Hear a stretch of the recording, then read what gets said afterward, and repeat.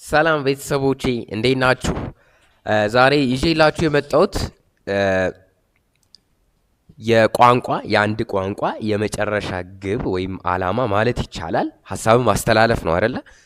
ስለዚህ ዛሬ ይዤላችሁ የመጣሁት ስለ ስነ ጽሁፍ ነው ወይም ስለ ድርሰት ነው።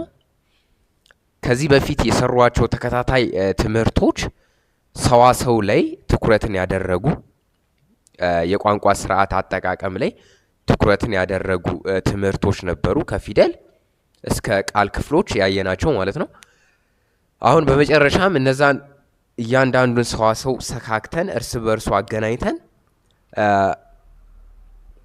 የመጨረሻ ትርጉም ወይም እነዛን ሀሳቦችን ወይም እነዛን ቃሎችን አሰካክተን የመጨረሻ ትርጉም እንዲሰጥ ስናደርገው ስነ ጽሁፍ ይባላል። ስነ ጽሁፍ የሚለው ቃል ስነና ጽሁፍ ከሚሉ ሁለት ቃላት የተገኙ ናቸው። ስን ወይም ስነ ማለት ውበት፣ መውደድ የሚል ትርጉምን ሊይዝልን ይችላል። ጽሁፍ ጽሁፍ ነው ወይም ድርሰት ልንለው እንችላለን። ደረሰ ማለት ጻፈ ማለት ነው። ስለዚህ ጽሁፍን መውደድ፣ ስለ ጽሁፍ ማጥናት ወይም ስለ ጽሁፍ የሚያጠና አንድ የጥናት ዘርፍ ነው ማለት ነው ስነ ጽሁፍ። በእንግሊዘኛው ሊትሬቸር ይሉታል። ሊትሬቸር ማለት ያው ሁለት አይነት ሊትሬቸር አለ። ሪትን ሊትሬቸር እና ኦራል ሊሆን ይችላል። ሪትን ሊትሬቸር ማለት በጽሁፍ እየቀረበ ሊትሬቸር ሲሆን ኦራል ደግሞ በቃል ነው። እንደዚሁም በግዕዝ ቋንቋም ስነ ጽሁፍ እና ስነ ቃል ተብሎ በሁለት ሊከፈል ይችላል። በጽሁፍ አንድን ሀሳብ አንድን ቋንቋ በጽሁፍ ልንገልጸው እንችላለን ወይም በቃል ልንገልጸው እንችላለን ማለት ነው። ስለዚህ ስነ ጽሁፍ ላይ በጣም በርካታ ሀሳቦችን በውስጡ ይይዛል። ስነ ጽሁፍ ላይ በጽሁፍ የቀረቡ ሀሳቦችን ሊይዝ ይችላል። በቃል ወይም በዜማ ወይም በተለያዩ አገላለጾች ወይም የቋንቋ ለዛዎች አንድን ሀሳብ አንድን ቋንቋ መግለጽ እንደሚቻል በስነ ጽሁፍ ውስጥ ከዚህ ቀጥለን በምሰራቸው ትምህርቶች ውስጥ ቀጥዬ በምሰራቸው ትምህርቶች ውስጥ የምናይ ይሆናል። ዛሬ እንደ መግቢያ አንዳንድ ሀሳቦችን ለማንሳት ሞክራለሁ። በመጀመሪያ አንድን ቋንቋ ቻልን የሚባለው አራት መሰረታዊ የቋንቋ ክህሎቶችን ስናሟላ ነው። በማንኛውም ቋንቋ ውስጥ አራት መሰረታዊ የቋንቋ ክህሎቶች አሉት። የመጀመሪያው ሰሚ ነው ወይም በአማርኛው መስማት ወይም ማዳመጥ። ሁለተኛው ነቢብ ነው መናገር ማለት ነው። ሶስተኛው አንብቦ ማንበብ ማለት ነው እና አራተኛው ጽሒፍ ነው መጻፍ። እነዚህ አራቱ የቋንቋ መሰረታዊ የቋንቋ ክህሎቶች ይባላሉ ወይም ዘ ፎር ቤዚክ ላንጉጅ ስኪልስ በእንግሊዝኛው የሚባሉት ሊስኒንግ፣ ራይቲንግ፣ ሪዲንግ ኤንድ ስፒኪንግ የምንላቸው ማለት ነው። እነዚህን አራት ክህሎቶች ለማዳበር ነው እስካሁንም ሰዋሰው ትምህርታችን እያየን ያለን። አሁን በመጨረሻ በስነ ጽሁፍ ትምህርታችን ውስጥ አንድ ሰው በቃል የሚያስተላልፍልንን ሀሳብ በሰሚ ወይም በመስማት በማዳመጥ ክህሎታችን ማዳመጥ አለብን ወይም መስማት አለብን። ያልገባን ሀሳብ ካለ ወይም የእኛን ሀሳብ ደግሞ ለሌሎች ለመናገር ነቢብ ክህሎታችንን ወይም የመናገር ክህሎታችንን ማዳበር አለብን። በጽሁፍ የቀረበ ከሆነ ደግሞ መጽሐፍቶችን ማንበብ አለብን አይደለ? ስለዚህ የአንብቦ ወይም የማንበብ ክህሎታችን መዳበር አለበት። እኛ ደግሞ ለሌሎች በጽሁፍ ማስተላለፍ ከፈለግን አራተኛው የቋንቋ ክህሎት ጽሒፍ ይባላል ወይም መጻፍ። በጽሁፍ ደግሞ ማስተላለፍ እንችላለን ማለት ነው። ስለዚህ እነዚህ አራቱ መሰረታዊ የቋንቋ ክህሎቶች ይባላሉ። እነዚህን በምድብ ማየትም እንችላለን። ለምሳሌ ቀድሞ የሚመጣው ኪል እና ቀጣይ የሚመጣው ኪል የቱ እንደሆነ በሁለት ክፍል ከፍለን ማየት እንችላለን። ቀድሞ የሚመጣው ክህሎትን ቀዳማይ ክሂል ስንለው ተከትሎ የሚመጣው ክህሎትን ደግሞ ዳህራይ ክሂል እንለዋለን። ቀዳማይ ክሂል ማለት ቀድሞ የሚመጣው በተፈጥሮ ከሌሎች ይልቅ ቀድሞ የሚመጣው ክሂል ማን ነው? ሰሚ መስማትና ነቢብ ነው መናገር። መጀመሪያ መጻፍና ማንበብ ከመቻላችን በፊት መጀመሪያ እንሰማለን። ከአካባቢያችን በአስተዳደጋችን ከአካባቢያችን እንሰማለን። በተሰጠን ህዋስ በጆሮአችን እንሰማለን። ነቢብ ነው። በአንደበታችን ደግሞ እንናገራለን ማለት ነው። ይህ የተፈጥሮ በተፈጥሮ በማደግ በልምድ የምናገኘው ኪል ነው። ቀዳማይ ኪል ነው። ከሁለቱ ከማንበብና ከመጻፍ ቀድሞ የሚመጣ ኪሎች ናቸው ነቢብና ሰሚ። ሁለተኛው ዳህራይ ኪል የምንለው ደግሞ ከነዛ ኪሎች ቀጥለን አንብቦና ጽሂፍ የምንላቸው ናቸው።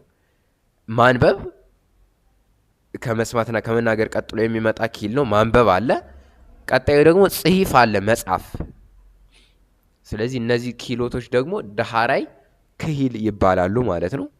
እነዚህን ኪሎቶች በትምህርት ቤት ሊሆን ይችላል፣ በተለያዩ መንገዶች ማዳበር ይቻላል ማለት ነው ዳህራይ ክህሎቶችን። እሺ ሌላ ደግሞ በሁለት አይነት መንገድም አሁን መክፈል እንችላለን።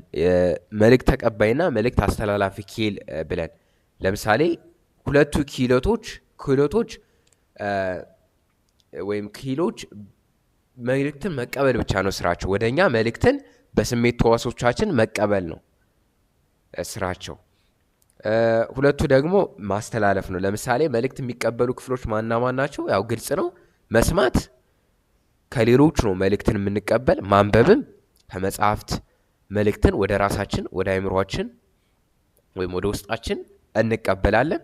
መልእክት አስተላላፊ ክፍል ደግሞ እኛ ውስጥ ያለውን መልእክት ለሰዎች የምናስተላልፍበት ኪል ነው። እርሱም መናገር ነው ወይም መጻፍ ነው። አንድን ሀሳብ በመናገር ሊሆን ይችላል ወይም በጽሁፍ ለሌሎች ደግሞ ወይም ለትውልድ ማስተላለፍ ይቻላል ማለት ነው።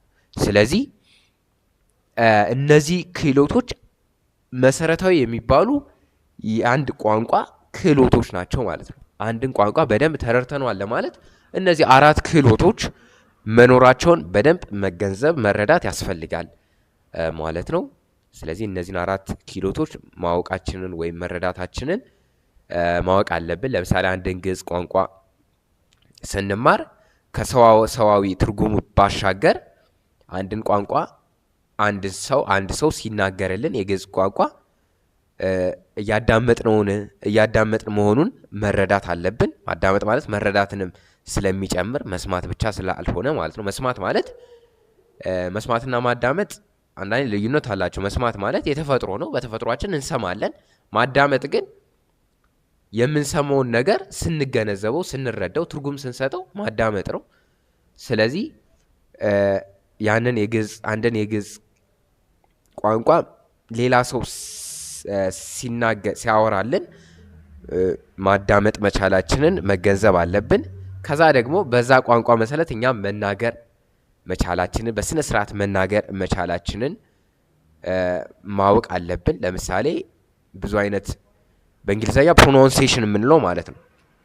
የአነጋገር ለዛውን ካልጠበቅ የቋንቋውን ስርዓት እና ወይም የቋንቋውን የአነጋገር ስርዓቱን የተሳሳተ ስለምናደርገው ተነሽ ተጣዩን ወዳቂውን ሰያፉን በደንብ ወይም ተነሽ ተጣዩን በደንብ አድርገን መናገር አለብን ማለት ነው በግዕዝ ቋንቋ ሲሆን፣ ማንበብም የግዕዝ መጽሐፍቶችን የተለያዩ የግዕዝ መጽሐፍቶች አሉ። እነርዛን በስነ ስርዓት ማንበብ፣ መጻፍ ከፈለግንም በስነ ስርዓት መጻፍ፣ መልእክትን ማስተላለፍ አለብን ማለት ነው። ስለዚህ ስነ ጽሁፍ ትምህርታችን ላይ እንደ መግቢያ ይህን ሀሳብ ያነሳሁት ምንድን ነው፣ ከዚህ ቀጥለን የምናያቸው የስነ ጽሁፍ ትምህርቶች በእነዚህ አራት ክህሎቶች ላይ የተመሰረቱ መሆናቸውን እንድትቃኙ ነው። በዛው ያነበባችሁ መጽሐፍትን ወይም በአብነት ትምህርት ቤቶች ያሉ የቁጥር፣ የፊደል፣ የዜማ፣ የቅኔ ወይም የመጽሐፍ ትርጓሜ ትምህርቶችን ስናይ እነዚህን አራቱን ክህሎቶች ራሳችንን እየፈተሽ ለውጡን እያየን ብንሄድ መልካም ነው ብዬ አስባለሁ። ስለዚህ አራቱን የቋንቋ ክህሎቶች በደንብ አጽንኦት ሰጠን በእያንዳንዱ ትምህርታችን ላይ በእያንዳንዱ የቋንቋ ትምህርታችን ላይ እነዚህ መኖራቸውን እያጤን መሄድ አለብን ማለት ነው። እሺ ከዚህ ቀጥለን ደግሞ አንድን ቋንቋ እንግዲህ ቋንቋ ለመሰኘት አንድ ቋንቋ ዝም ብሎ በዝሩ ቃል ብቻ ያንን ቋንቋ መግለጽ አንዳንዴ አስፈላጊ ላይሆን ይችላል። ምን ማለት ፈልጌ ነው? ቋንቋ እንደ ጥበብ ነው አይደለ? እንደ ኪነ ጥበብ ነው። አንድን ቋንቋ ስንገልጽ ሰዎች ልብ ውስጥ ወይም አእምሮ ውስጥ እንዲቀር ስነ ጥበባዊ ዘዴዎችን መጠቀም አለብን። ምክንያቱም እንግሊሽ ላንጉጅ አርት ይባላል አይደል? ላንጉጅ አርት ነው፣ ጥበብ ነው። ያንን ቋንቋ የምንገልጽበት መንገድ ወይም ዘዴ ሊኖር ይገባል ማለት ነው። እነዚህንም የቋንቋ አገላለጾች ወይም ለዛዎች ብለን ልንጠራቸው እንችላለን። ላንጉጅ ዌይ ኦፍ ኤክስፕሬሽን የምንላቸው ማለት ነው። በእንግሊዝኛ በብዙ አይነት መንገድ አንድን ቋንቋ ልንገልጸው እንችላለን ማለት ነው። የመጀመሪያው በስነ ቃል ሊሆን ይችላል። አንድን ቋንቋ የምንገልጸው ወይም በብሂለ አበው የአበው አነጋገር ብለን ወይም በእንግሊዝኛው ኦራል ሊትሬቸር የምንለው ነው። በቃል በስነ ቃል ወይም በብሂለ አበው በአባቶች አነጋገር በቃል መግለጽ ይቻላል። ከትውልድ ወደ ትውልድም በትውፊት በቃል ማስተላለፍ ይቻላል ማለት ነው አንድን ቋንቋ። ሁለተኛው ደግሞ በተምሳሌት ወይም በተረት ተረት ወይም ፌብል በተምሳሌት በምሳሌ ማስተላለፍ ይቻላል። ሶስተኛው በምሳሌያዊ አነጋገር ወይም በምሳሌያዊ ንግግር ወይም በእንግሊዝኛው ፕሮቨርብስ በምሳሌ ማስረዳት ይቻላል አንድን ቋንቋ። ሌላው ደግሞ በፈሊጣዊ ንግግር በዘይቤያዊ ንግግር መጀመሪያ ወይም አነጋገር በዘይቤ ወይም ፊጉሬቲቭ ስፒች የምንለው በእንግሊዝኛው በዘይቤያዊ ንግግር መናገር ይቻላል። ሌላኛው በፈሊጥ ወይም በፈሊጣዊ ንግግር። እነዚህም በአማርኛ ትምህርቶች ላይ በደንብ ተምረናቸዋል። እነዚህን ወይም በእንግሊዝኛም ጋር ተምረናቸዋል። በፈሊጥ ንግግር ወይም ኢዲዮማቲክ ወይም ኢዲዮማቲክ ኤክስፕሬሽን በዚህ መሰረትም መግለጽ ይቻላል አንድን ቋንቋ። እነዚህ ሶስቱ ይለያያሉ። ዘይቤያዊ ንግግር ሲሆን፣ ፈሊጣዊ ምሳሌያዊ ሲሆን እያንዳንዱ እርስ በርሱ ይለያያል። ወይም አንድን ቋንቋ ቀየር አድርገን ቀጥታ ከመናገር ይልቅ በሌሎች አገላለጾች በምሳሌ ሊሆን ይችላል፣ በዘይቤ ወይም በፈሊጥ የምንገልጽበት ያገላለጽ ዘዴ ሊኖር ይችላል። ሌላ ደግሞ እንቋለኪ ወይም እንቆቅልሽ ፐዝል የምንለው ነው። ሚስጥራዊ በሆነ መንገድ ድብቅ በሆነ መንገድ አንድን ቋንቋ ማስተላለፍ ይቻላል። በቋንቋ ውስጥ ደግሞ ተቃህወት ወይም ክርክር፣ ሙግት ሊኖር ይችላል። ዲቤት የምንለው አውስኦተ ቃል ውይይት ሊሆን ይችላል። ምን ማለት ነው? ዲያሎግ ወይም ኮንቨርሴሽን በዛ መሰረት ማስተላለፍ እንችላለን። እነዚህም አንድ የቋንቋ አገላለጽ ዘዴዎች ናቸው። አሁን ደግሞ ሚዲያው ስላለ ሶሻል ሚዲያው ማህበራዊ ሚዲያው ስላለ ሌሎች አውስኦተ ቃል ውይይት የሚለው አሁን ለምሳሌ ፖድካስት ልንለው እንችላለን። እንዲሁም ኮንቨርሴሽን ዲያሎግ ብለንም ልንጠራው እንችላለን። በዚህ መሰረትም መግለጽ ይቻላል። ሌላው ደግሞ በስነ ጽሁፍ ደግሞ ቋንቋዎችን፣ ሀሳቦችን ማስተላለፍ ይቻላል። ለምሳሌ ብዙ አይነት ስነ ጽሁፍ አለ። በልብ ወለድ በእውነተኛ ታሪክ ላይ የተመሰረተ ሆኖ በእውነተኛ የህይወታችን ልምምዶች ውስጥ የተመሰረተ ሆኖ የተለያዩ ገጸ ባህሪያትን በመቀየር ልብ ወለድን መጻፍ። ልብ ወለድ ማለት ልብ የወለደው ቃል ማለት ነው። በልብ ወለድ ከልባችን የተለያዩ ሀሳቦችን አመንጭተን ወይም ፈጥረን ከውስጣችን አመንጭተን ልብ ወለዶችን መጻፍ ይቻላል። ይህ ልብ ወለድ ደግሞ የአንድን ሀሳብ ታሪክ ሊሆን ይችላል። ለምሳሌ ይህ ልብ ወለድ ማለት ልብ ወለድ ያልሆነ ወይም ትክክለኛ ራሱን ሀሳቡን ገጸ ባህሪውን ራሱን እየጻፍ የምናስተላልፍበት መንገድ ነው። ለምሳሌ ታሪክ ራሱ የታሪክ ክስተቶችን የምንጽፍበት መንገድ አለ አይደል? ያኔ በታሪክ ሂደት ውስጥ የነበሩ ሰዎችን ስማቸውን እየጠቀስ ታሪክ ልንጽፍ እንችላለን። ወይም የየራሳችንን የቀን ተቀን ውሏችንን ወይም የግል ማስታወሻ ነው የሚባሉት ዲያሪ የምንላቸውን እነርሱንም ራሳችን መጻፍ እንችላለን። ወይም የሰውን ግለ ታሪኮችን ይሄ ባዮግራፊ የምንላቸውን ነገሮችንም በልብ ወለድ መንገዶች ጽፎ ማስተላለፍ ይቻላል ማለት ነው። ሌላው ደግሞ በተውኔት መልክ ማስተላለፍ ይቻላል። ወይም ድራማ የምንለው በእንግሊዘኛ ፊልም መልክ ሙቪ የምንላቸው ማለት ነው። በዛ መሰረትም ቋንቋን በመጠቀም ነው። እነዚህ ተውኔቶች ውስጥ የግዴታ ቋንቋ ስላለ ቋንቋ የሌለበት ቦታ ቋንቋ ጥበብ ነው ብለናል፣ ወይም ላንጉጅ አርት ብለናል። የሌለበት ቦታ ስለሌለ በተውኔት ውስጥ ወይም በዜማ በሙዚቃ ውስጥ ሊሆን ይችላል ቋንቋቸውን ወይም የሰውን ቋንቋ መልመድም ይቻላል አይደል? ቋንቋን ማስተላለፍ ይቻላል ማለት ነው፣ ወይም ቋንቋን ማሳደግ ይቻላል ማለት ነው። ሌላ ቅርጸ ጦማር ሌተርስ በደብዳቤዎች ሊሆን ይችላል። ስነ ግጥም በግጥም መልክ ፖይትሪ የምንለው፣ ቅኔ ያው በእኛ ደግሞ ቅኔ ፓንስ ሊሏቸው ይችላሉ በእንግሊዝኛ፣ ግን ቅኔ በእኛ አገላለጽ ደግሞ ለምሳሌ ቅኔ ኢትዮጵያዊ የስነ ግጥም ዘዴ ወይም የፍልስፍና ዘዴ ነው የሚባል ኢትዮጵያዊ ነው። ስለዚህ በቅኔም ሀሳቦችን ቅድም እንዳሉ በዜማም ሀሳቦችን ማስተላለፍ ይቻላል ማለት ነው። ስለዚህ የቋንቋ አገላለጾች ወይም ለዛዎች በብዙ አይነት መንገድ አንድን ቋንቋ ማስተላለፍ ወይም መግለጽ ይቻላል ማለት ነው። ስለዚህ ቅድም እንዳነሳሁላችሁ አራቱ የቋንቋ ክህሎቶችን እነዚህ ባነሷቸው የቋንቋ አገላለጾች ውስጥ ስታነቡ ወይም ስታዳምጡ ስትሰሙ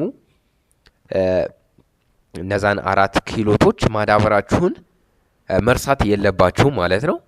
ስለዚህ የቋንቋ አገላለጾች ብዙ ናቸው። እነዚህ ዋና ዋና የሚባሉትን ግን እዚህ ጋር ለመግለጽ ሞክሬያለሁ። ጠቅልል አድርገን ስናያቸው ግን ቋንቋን በስነ ጽሁፍና በስነ ቃል መግለጽ መጀመሪያ ጋር ጻፍኳችኋለሁ አይደል? በስነ ጽሁፍና በስነ ቃል መግለጽ ይቻላል። ወይም ኦራል ሊትሬቸርና ሪትን ተብለን በሰፊው ሪትን ተብሎ በሰፊው ሊከፈል ይችላል ማለት ነው። ስለዚህ ቋንቋን በእነዚህና በሌሎች መንገዶችም መግለጽ፣ ማስተላለፍ፣ ማሳደግ ይቻላል ማለት ነው። ወይም ስነ ጽሁፍን ቋንቋ ብቻ ሳይሆን ወይም ስነ ጽሁፍን በዚህ መሰረት ማሳደግ ይቻላል ማለት ነው። እሺ ወደ ኢትዮጵያዊ ስነ ጽሁፍ ስናልፍ ኢትዮጵያ የራሷ የሆነ ስነ ጽሁፍ ካላቸው ጥቂት ፊደላት እና ስነ ጽሁፍ ካላቸው ጥቂት የዓለማችን ሀገራት ውስጥ አንዷ ናት ሀገራችን ኢትዮጵያ።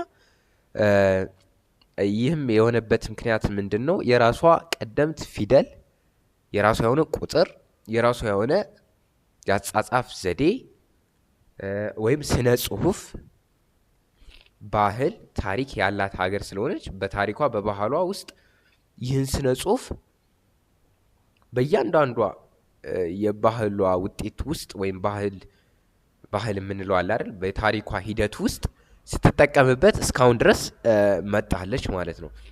ስለዚህ እንዴት ነው ስትጠቀምበት የቆየች ብለን ወደ ታሪክን ወደ ኋላ ተመልሰን ስናይ የአብነት ትምህርት ቤት የሚባል አለ፣ ወይም የቤተ ክህነት ትምህርት የቤተ ክርስቲያን ትምህርት ላይ በዛ ውስጥ የአብነት ትምህርት ቤት የሚባል አለ። ምንድነው በዚህ አብነት ትምህርት ቤት ውስጥ ወይም ጉባኤ ቤት የሚባለው ማለት ነው። በዚህ ትምህርት ቤት ውስጥ የሚካሄደው አንድ ተማሪ ወደ አብነት ትምህርት ቤት ውስጥ ገብቶ የፊደል የቁጥር ትምህርቶችን እየተማረ ዜማ፣ መጽሐፍት፣ ቅኔ እያለ በርካታ ትምህርቶችን የሃይማኖታዊ ትምህርቶችን እንዲሁም ከዛ በተረፈ ደግሞ የስነ ጽሁፍ አሁን ያልኳቸው የንባብ ትምህርቶችን የዜማ ትምህርቶችን በደንብ ይማራል፣ ያጠናል ማለት ነው በቆይታው ውስጥ። ስለዚህ በዛ መሰረት እየተማረ እነዛን ትምህርቶች በቃል ለትውልዱ ወይም በጽሁፍ ለትውልዱ እያስተላለፈ እስካሁን ድረስ የመጣች ተቋም አለች፣ ቤተክርስቲያን ማለት የኢትዮጵያ ኦርቶዶክስ ተዋሕዶ ቤተክርስቲያን። ስለዚህ በዛ ውስጥ የአብነት ትምህርት ቤት ወይም የጉባኤ ቤት ትምህርት አለ። በዛ ውስጥ ነው ማለት ነው ይህን ትምህርት እየሰጠች እስካሁን ለደረስንበት የስነ ጽሁፍ እድገት መሰረት የሆነችን ማለት ነው። ስለዚህ እንደው ምን ይባላል? ስነ ጽሁፍ ያለው ማህበረሰብ ስልጡን ማህበረሰብ ነው ይባላል። ስልጣኔና ዘመናዊነት ልዩነት አለው። ስልጡን ማህበረሰብ ነው ማለት አንድ ማህበረሰብ ሀሳቡን በጽሁፍ በቃል ገለጸ ማለት ከሞላ ጎደል ስልጣኔውን ወይም ስልጡን ነው ወይም ስልጣኔውን ጨርሷል ማለት ይቻላል። ከዘመኑ ጋር አስተሳስሮ የመሄድ ጉዳይ ነው እንጂ ዘመናዊነት ስልጣኔን ቀደምት ስልጡን ከሚባሉ ማህበረሰቦች ውስጥ ኢትዮጵያ አንዷ ናት የሚባለውም አንድም በስነ ጽሁፍ ሀብቷ ነው ወይም ለስነ ጽሁፍ ያበረከተችው በስነ ጽሁፍ ውስጥ ያበረከተችው አስተዋጽኦ ታይቶ ነው ማለት ነው። ስለዚህ ስነ ጽሁፍ ለአንድ ማህበረሰብ የስልጣኔ መሰረት ነው ተብሎ ሊገለጽ ይችላል ማለት ነው። በተለያዩ የዓለም ክፍላት ያሉ የብራና መጽሐፍት የሚባሉ አሉ አይደለ? በብራና የተጻፉ መጽሐፍቶች በተለያዩ የዓለማችን ክፍሎች ያሉት የሚገኙት የኢትዮጵያ ብራና መጽሐፍቶች ለዚህ እንደ ማስረጃ መጠቀስ ይችላሉ። በጣም በብዙ ሺዎች የሚቆጠሩ የብራና መጽሐፍቶች በአሜሪካ፣ በአውሮፓ እንዲሁም በተለያዩ የዓለማችን ክፍሎች ይገኛሉ። በተለይ በአሜሪካና በአውሮፓ አይደል? ስለዚህ እነዛ ጽሁፎች ደግሞ የጥንት ጽሁፎች ናቸው። አንዳንድ መጽሐፍቶች እንደውም በጣም ትልቅ ከመሆናቸው የተነሳ በሁለት በሶስት ሰዎች ተነስተው ተሸክመው የሚሄዱ መጽሐፍቶች እንዳሉ ይገለጻል። የተለያዩ ሀገራትም ሙዚየሞቻቸው ውስጥ አስቀምጠውት በተለያዩ ቪዲዮዎቻቸው ለማየት ሞክረናል፣ እንችላለን። አሁንም ዩቲዩብ ጋር ብንገባ ማግኘት ይቻላል። ስለዚህ እነዛ ምንን ያመለክታሉ? ኢትዮጵያ የራሱ የሆነ ቀደምት ስነ ጽሁፍ እንዳላት፣ በግዕዝ የተጻፉ ስነ ጽሁፎች እንዳሏት በቂ ማስረጃ ነው ተብሎ ሊገለጽ ይችላል ማለት ነው። ከዚህ በተጨማሪ ደግሞ ታሪኮችን ማንበብ የበለጠ ግልጽ ያደርገዋል ብዬ አስባለሁ። ስለዚህ አሁን ምን ለማለት ፈልጌ ነው? አራቱ የጉባኤ ቤት ትምህርቶች ወደ ዋናው ጉዳይ ስንገባ እነዚህ አራቱ የጉባኤ ቤት ትምህርቶች የግዕዝ ስነ ጽሁፍ እንዲያድግ አበይት ወይም ዋና መሰረት ሆነው አገልግለዋል ማለት ነው። እነዚህ የጉባኤ ትምህርቶች አራት ናቸው። ሊቃውንቱ አራት አድርገው ይከፍሏቸዋል። እነርሱም የመጀመሪያው አንድ የንባብና የቃል ቤት የሚባል አለ። አንድ ተማሪ መጥቶ መጀመሪያ የሚገባው ንባብና ቃል ቤት ነው። አንድ አዲስ ተማሪ መጥቶ የአብነት ትምህርት ቤት ሲገባ ንባብ ይማራል፣ ፊደል ይቆጥራል፣ የንባብ አይነቶችን ይማራል፣ ተነሽ ተጣዩን ይለያል። በቃሉ እየደጋገመ እነዛን ቃላቶች ያጠናል ማለት ነው። ስለዚህ የመጀመሪያው የጉባኤ ቤት ትምህርት ንባብና የቃል ቤት ይባላል። በንባብና በቃል ቤት ውስጥ ፊደላቱን ከውዳሴ ማርያም ጀምሮ ሊሆን ይችላል፣ ወይም ከመልእክተ ዮሐንስ በመቁጠር ሊሆን ይችላል፣ በማጋዝ በግዕዝ ንባብ ሊሆን ይችላል፣ በውርድ ወይም በቁም ንባብ ድረስ እስከሚደርስ ድረስ መዝሙረ ዳዊትን ሊሆን ይችላል፣ መልክአ ማርያም፣ መልክአ ኢየሱስ የሚባሉ የቤተ ክርስቲያናችን የጸሎት መጽሐፍት ወይም መጽሐፍቶች አሉ። እነዛን መጽሐፍቶች መሰረት በማድረግ ከየኔታ እግር ስር ቁጭ ብሎ ይማራል ማለት ነው፣ የንባብና የቃል ትምህርትን። ከዛ በመቀጠል ደግሞ ቅኔ ቤት ገብቶ አንዳንድ ምስጢራዊ ቅድም የቋንቋ አገላለጾች ካልኳቸው አንዱ ቅኔ ነው አይደለ? በቅኔያዊ መንገድ ለመረዳት ወይም ምስጢራዊ በሆነ መንገድ አንድን ቃል በሌላ አገላለጽ እየገለጸ ወይም እየገጠመ ማለትም በሰምና ወርቅ አንድን ግጥም ሰምና ወርቅ አለው አይደል? ድብቅ ነገር አለው አንድ ግጥም እና ደግሞ እንደዚሁ ቀጥተኛ ትርጉም አለው።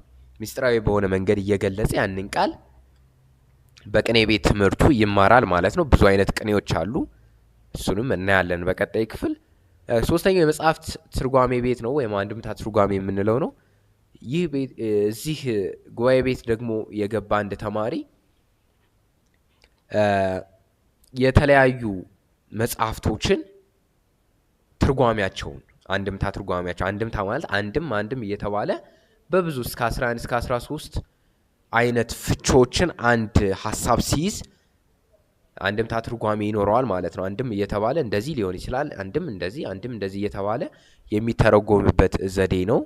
ስለዚህ የብሉይ ኪዳን መጽሐፍ ወይ መጽሐፍ ቅዱስ አለ። የብሉይ ኪዳን መጽሐፍት፣ ሐዲስ ኪዳን መጽሐፍት፣ የሊቃውንት የመነኮሳት መጽሐፍትን ወይም አራቱ መናብርት የሚባሉ መጽሐፍቶችን እንደየብቃቱ እየተማረ እያደገ እየጎለበተ ይሄዳል። እንዲሁም ዜማ ቤትም አለ።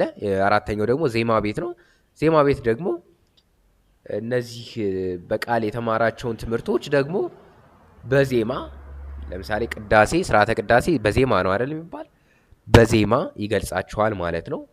የድጓ መጽሐፍ የቅዱስ ያሬድ የዜማው ሊቅ የዜማ አባት የሚባለው ቅዱስ ያሬድ ነው። በ505 ወይም በ6ኛው ክፍለ ዘመን የነበረ ቅዱስ ነው። ቅዱስ ያሬድ የዜማን መስራች ለዓለም ዜማን ለመጀመሪያ ጊዜ ዜማን ያስተዋወቀች ዜማን ያበረከተች ሀገር ነች ኢትዮጵያ። በግዕዝ ቋንቋ እንደ ተቋም ደግሞ ቅድስት የኢትዮጵያ ኦርቶዶክስ ተዋሕዶ ቤተክርስቲያን የግዕዝ ቋንቋን ለዓለም ያበረከተች ሀገር እንደሆነች በዚህ ማየት ይቻላል። ታሪክን በማንበብ ብቻ ማወቅ ይቻላል። ስለዚህ የዜማ ቤት ላይ ስለ ጾመ ድጓ፣ ስለ መዋሲት፣ ስርዓተ ቅዳሴ፣ ሰዓታት፣ አቋቋምና ሌሎችም የዜማ ትምህርቶች ስላሉ እነዛን ትምህርቶች በዜማ ቤት ትምህርቶች አንድ ተማሪ እያደገ ሲሄድ እያጠና እየተማረ ይሄዳል ማለት ነው። ስለዚህ እነዚህ አራቱ የጉባኤ ቤት ትምህርቶች ይባላሉ ማለት ነው። የንባብና የቃል ቤት፣ ቅኔ ቤት፣ የመጽሐፍ ትርጓሜ ቤት፣ ዜማ ቤት ተብለው በአራት አበይት ክፍላት ይከፈላሉ ማለት ነው። ወይም በዘመናዊ የአካዳሚክ ትምህርት ስፔሻላይዜሽን የምንለው ማለት ነው። ስፔሻላይዝ አደረገ ወይም በቅኔ አደረገ ወይም በትርጓሜ ስፔሻላይዝ አደረገ ወይም በዜማ ስፔሻላይዝ ልንለው እንችላለን፣ ፈርጅ ከሰጠ ነው በዘመናዊ አካዳሚ። ግን በጉባኤ ትምህርት እነዚህን ይመስላሉ ማለት ነው። ለምሳሌ መሪጌታ የቅኔ ሊቅ ሊባሉ ይችላሉ። ሰዎቹ ደግሞ መጽሐፍ ደግሞ ለምሳሌ ብሉይ ኪዳን ያጠና መጋቢ ብሉይ ይባላል። ሐዲስ ኪዳን ያጠና ደግሞ መጋቢ ሐዲስ፣ ሊቃውንትን ሊቀ ሊቃውንት። ለምሳሌ ሁሉንም ያጠና ደግሞ አራት አይና ይባላል። አራት አይና የተባለበት ምክንያት ምንድን ነው? በአራቱም አይነት ለምሳሌ ቅኔም ይችላል፣ ዜማም ይችላል፣ ሙሉ የመጽሐፍ ትርጓሜንም ይችላል፣ መጽሐፍ አቡሻከርንም ጨምሮ ማለት ቁጥር ቤትንም ይችላል። እነዚህን አራቱንም የሚያውቅ ሊቅ አራት አይና ይባላል ማለት ነው። ስለዚህ የሊቆችም የራሳቸው የሆነ ስያሜ አላቸው ወይም መጠሪያ ስያሜ አላቸው ማለት ነው። ወይም የማዕረግ ስም አላቸው ማለት ነው። ስለዚህ ከዚህ ቀጥለን የምናያቸው ትምህርቶች ከሞላ ጎደል በሙሉ ማለት ይቻላል በእነዚህ አራቱ የጉባኤ ቤት ትምህርቶች ላይ መሰረት አድርጌ ነው የተለያዩ ሀሳቦችን ለማንሳት የምሞክረው።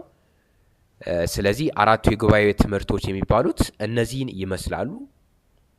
ስለዚህ እያንዳንዳቸውን ውስጥ ላይ ያሉ ሀሳቦችን ቅደም ተከተል አንዳንዴ ከዚህ ቀጥለን በምንሰራቸው ትምህርቶች ላይ ቅደም ተከተል አልጠብቅ እችላለሁ። ግን ለምሳሌ አንዳንዴ የቅኔ ትምህርቶችን ወይም ሀሳቦችን እያነሳው ልንማማር እንችላለን። አንዳንዴ የመጽሐፍ ትርጓሜ ሀሳቦችን ልናነሳ እንችላለን። ስለዚህ እርስ በርሱ የተገናኙ ሀሳቦች ስለሆኑ በቀጣይ ትምህርታችን ስለነዚህ ስለ አራቱ የጉባኤ ቤት ትምህርቶች በሰፊው የምናይ ይሆናል።